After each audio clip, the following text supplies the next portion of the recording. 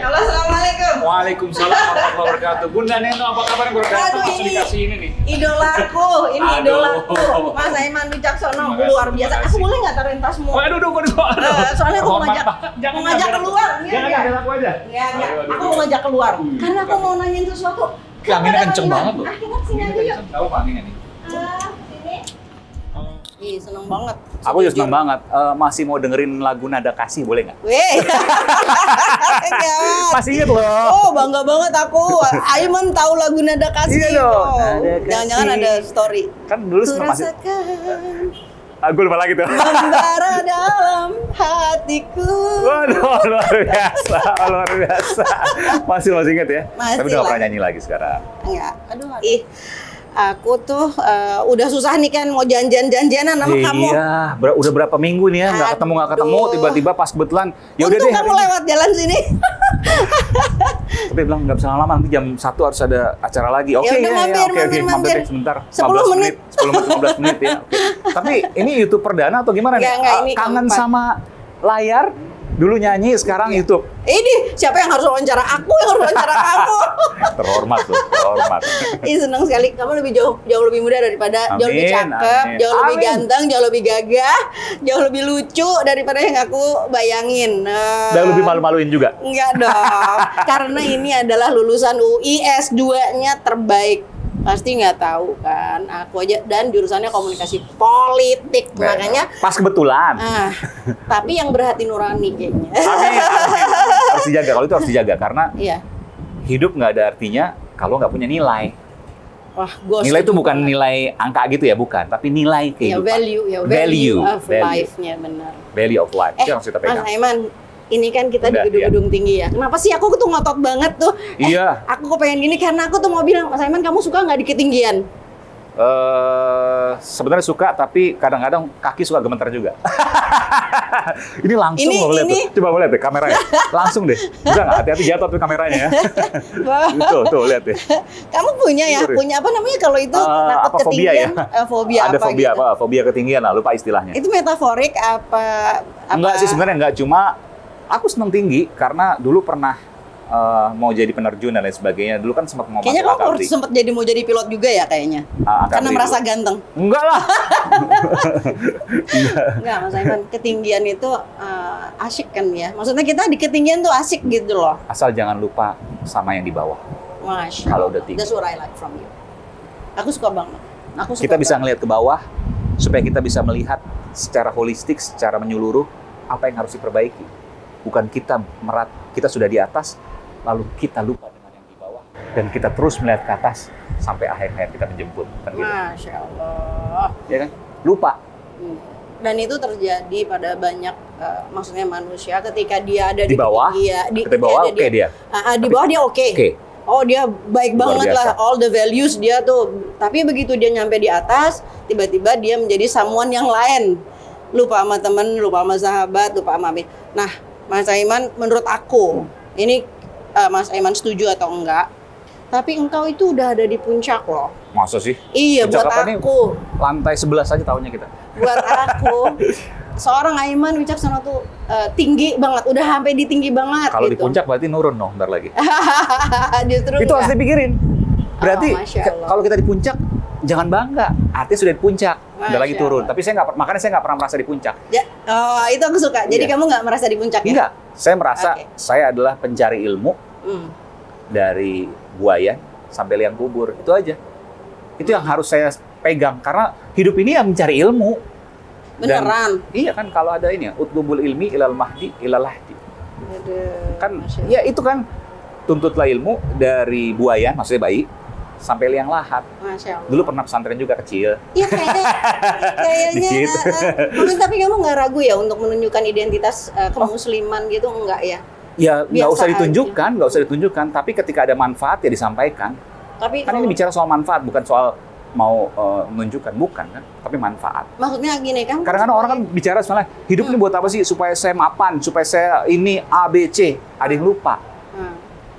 Mungkin dia mapan nanti karena dia ngejar dunia misalnya dia Iya, dapat gitu iya, kan. iya. Setelah mapan nanti tanyain orang-orang yang mapan. Seberapa banyak orang yang mapan di dunia ini yang dia merasa hampa? Banyak.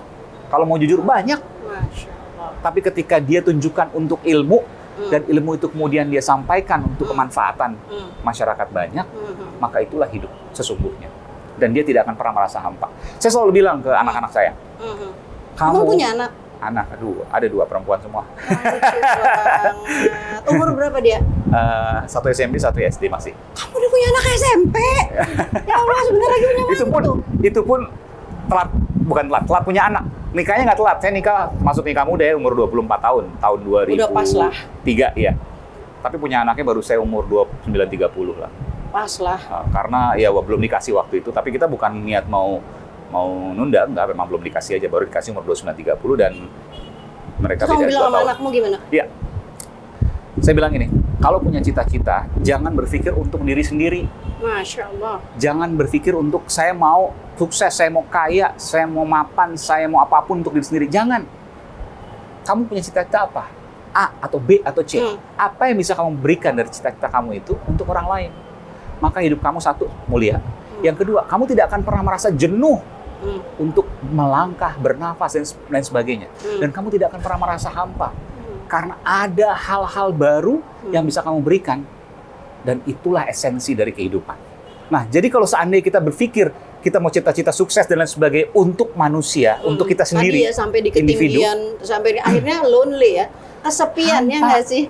Mungkin dia mencapai itu karena dia kejar, kan? Banyak orang bunuh diri di puncak karirnya. Banyak kalau kita lihat di Korea ya, iya, di negara-negara itu luar biasa. Banyak tokoh-tokoh hebat dunia tuh akhirnya menghabisi hidupnya bahkan karena di Indonesia very lonely gitu. Very lonely, Enggak ya, hampa. kamu nggak pernah kesepian ya. Walaupun maksudnya ketika di ketinggian kamu terhempas, misalnya gitu. Apa nggak pernah konsep hidup itu nggak ada terhempas. Misalnya dari yang apa gitu, jabatan apa terus tiba-tiba mesti jadi kayak Khalid bin Walid gitu loh. Ya. Dari jenderal tiba-tiba harus jadi prajurit biasa lagi. Kalau orientasinya individu, stres pasti. Stres ya. Stres bahkan Kalau bisa orientasinya individu. Tapi kalau orientasinya untuk masyarakat, publik, manfaat ya, memberikan manfaat ya, ilmu, mencari ilmu, ya sudah. Waktu saya di atas misalnya, saya banyak bisa memberikan manfaat. Sekarang Tuhan kasih, saya ada di bawah, mungkin manfaatnya nggak terlalu banyak. Tapi bagaimana saya berdoa pada Tuhan, di posisi yang di bawah ini, saya bisa memberikan manfaat seperti waktu saya di atas. Bagaimana Tuhan? Bagaimana ya Allah untuk kemudian bisa saya melakukan seperti itu? Itu syukur berarti ya, itu konsep syukur. Kan cuma 2 hidup. Kalau dia dapat musibah, dia bersabar. Kalau dia dapat rezeki, dia dapat kesenangan, ya dia bersyukur. Ih, Ustadz Aiman ini mah. Kan belajar dari Bunda Neno. Ini mah Ustadz ini selain Apa bebannya hidup ini? Iya kan? Masya Allah. Kalau dia mendapatkan rezeki dia bersyukur. Kalau dia dapat ujian dia bersabar. Jadi cuma sabar sama syukur. Udah, itu bukan cuma lip service ya. Harus Bukan dilaksanakan. Meskipun untuk melaksanakannya nggak mudah loh. Nggak mudah. Nggak semudah kita mengucapkan kan? Iya, itu yang aku bilang. Makanya ketika seseorang seperti Mas Aiman di puncak Nggak ada tinggi, beban. Dan nggak pernah merasa di puncak juga. Karena ini adalah perjalanan. Sampai kapan? Menarik. Sampai datang pemutus kenikmatan. Allahu Akbar. Ini kita ketemu baru sebentar udah 2 nih. Kalimat pemutus kenikmatan kayaknya orientasinya akhirati banget nih. Enggak dong. Ya bukan enggak, harus. Harus. Tapi belum tentu bisa. Dan itu yang harus kemudian dipupuk kan. Masya Allah, aku pengen banget. Aku masih banyak dosa juga gitu loh. Ya kan? Zanbun ya, karena di ekor Manusia. kita tuh namanya zanbun. Iya. Ya dosa mungkin misalnya apa ya? Ya mungkin kayak gini ntar orang anggap mungkin ria dan sebagainya. Sebenarnya bukan ria, mau ngasih manfaat gitu kan. Iya, Tapi kan siapa tahu di hati nih, ada nggak ria? Jangan-jangan ada sedikit, kan dosa juga. Iya. Tapi nggak seberapa lah dibanding misalnya ketika kamu jadi pemimpin, kamu menelantarkan rakyat gitu kan dosanya gede banget tuh. Kayaknya Mas Aiman tuh dosa ke 1 orang aja luar biasa ya. Kayaknya Mas Aiman tipenya bukan tipe orang yang suka show off, pamer. Kalau misalnya dapat nikmat terus dipajang-pajang di mana-mana, aku denger loh. Kamu pernah, maksudnya di Instagram aja lihat kan nggak ada. Iya. Dan memang nggak suka sih. Humanis banget kamu. Aku tuh tertarik ketika kamu bilang waktu kejadian apa, kamu bilang coba bayangin. Jadi perhatianmu tuh sama orang miskin. Oh, yang perhatianmu judi sama- online. Iya kan. Iya, kan, soal sebenarnya. protein itu. Iya kan. kamu Orang kan bilang, berpikir kalau judi online. Iya benar. Iya. Orang kan berpikir judi online itu pada kejahatannya. Aiman enggak. Aiman memperhatikannya itu uang. Orang miskin dia untuk beli susu anaknya atau untuk Nggak bisa. Nggak bisa. Aku tuh Karena judi online. Dan kenapa judi online itu kan adiktif, nyandu, sama kayak narkoba. Main sekali kalah, penasaran. 2 kali, 3 kali, 4 kali kalah, 5 kali menang. Wah senang, main 10 kali dan seterusnya. Tapi sisi pandangnya, maksudnya human interestnya kamu tuh dari mana itu loh aku tuh. Kenapa seorang kamu tuh sangat punya perhatian yang beda. Sehingga aku ngelihatnya, ya Allah aku ngeliat dapurnya nih. Ngerti nggak sih kalau orang gitu, aku tuh tersentuh banget. Karena itulah nggak pernah berpikir individu. Berpikir untuk, ya kalau bahasanya kemaslahatan, kebaikan, Maksud aku, manfaat. kamu digedein dengan cara apa sih? Kok kamu punya hati nurani yang bercahaya? Maksud tuh itu gini, banyak orang nggak bisa melihat sisi itu dan nggak mengungkapkannya. Mas Aiman melihat lalu mengungkapkannya, dan itu menjadi support di hatiku gede banget. Jadi gini, saya pernah orang tua saya ya berbicara begini. Mungkin dia mampu pada waktu itu menyekolahkan saya di swasta yang bagus. Saya pernah juga, kenapa sih saya nggak sekolah di swasta yang bagus? Jawaban orang tua saya adalah, kamu sekolah negeri. Supaya apa? Supaya kamu bisa melihat kondisi Indonesia sesungguhnya. Dari yang atas sampai yang bawah. Orang tua saya. Dua-duanya? Ayah saya waktu itu. Keren. Ya. Dan itulah kemudian yang saya, ini satu contoh kecil aja ya. Keren. Hal yang saya lakukan dengan anak-anak saya. SD-nya semuanya negeri. Supaya dia lihat diversity of life gitu. Karena semua itu kan majemuk kalau negeri ya, dari yang bawah. Kalau di Jakarta kan gratis kan, bukan soal nyari gratisnya, bukan. Ini saya sampaikan nih, bukan soal nyari gratisnya, tapi biar dia melihat inilah kondisi lingkungan dia yang terdekat sesungguhnya.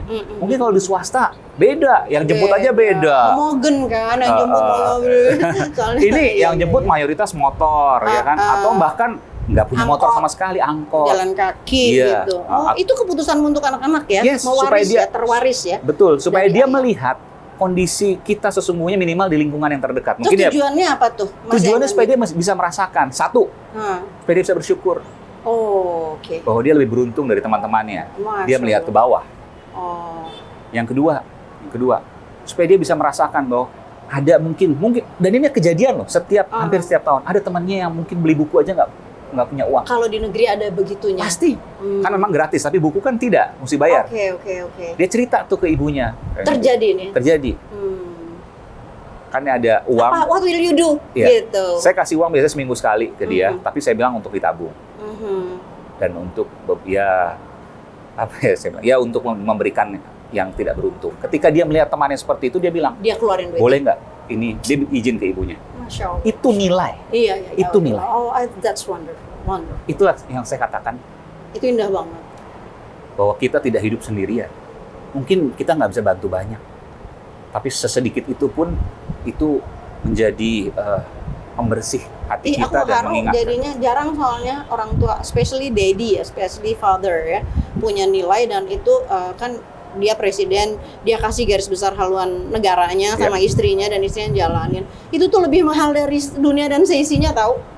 Nilai, apalagi mewariskan nilai bahwa kau harus menolong orang lain. Waduh, itu dahsyat banget. Ya, jadi memang nilai-nilai itu yang mungkin banyak yang hilang dari kita. Mungkin ketika lingkungan yang homogen ya, banyak ini, maka akan selalu lihat ke atas, dan itu akan terbawa sampai dia besar. Tapi ketika dia melihat lingkungan yang heterogen, maka dia merasakan satu, syukur tadi, yang kedua kepedulian. Itu yang mau tanamkan mereka. Syukur dan peduli, Masya Allah. Aku pengen ngomongin tentang kondisi yang lebih besar lagi. Oh, boleh. Ke dalam. Aku pengen di dalam. Ini backlight soalnya, jadi agak gelap ya. Nggak apa-apa deh. Ya. Kita ke dalam. Itu apa namanya? Banyak banget sih orang-orang yang pada bilang kamu bibir merahnya lipstik pakai lipstik kemerahan, terus udah gitu ininya pakai celak. Emangnya kamu apa sih, homo apa gitu? banyak. Jangankan itu ya, di Instagram itu banyak yang DM laki-laki. Asli ya, sejati ya? Iya. Nih soal lipstik ya. Nggak pernah pakai lipstik. Nggak usah khawatir dengan itu, karena nurani selalu punya mata hati sendiri. Nurani publik punya mata hati sendiri. Jadi mereka tahu siapa yang benar, siapa yang salah, dan mereka tahu seharusnya seperti apa. Dan itu yang harus dijaga. Kewarasan itu yang harus dijaga di Indonesia.